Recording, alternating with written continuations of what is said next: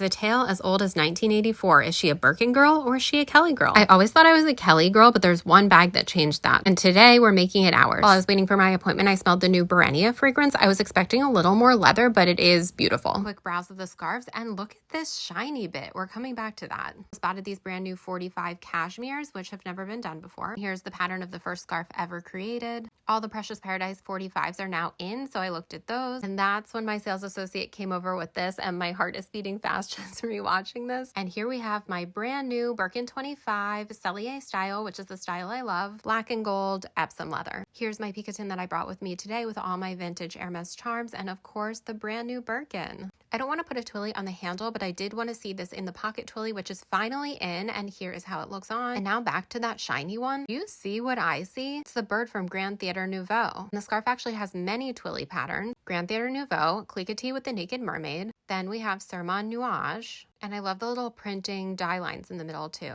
Then we have Grand Tralala. Here, the background peeking through. Then we have Hermes Odyssey, and of course, Ex-Laveries. The name of the scarf is Twilly au Bloc, and this is it in a pleated version, which is really pretty. I also tried this brand new double face, Mille Feuilles de Soie, and here it is on. And back to that Cashmere 45, because I really like cashmere in this new small format. And here's the whole look. So enough looking, let's make this thing official and take it home.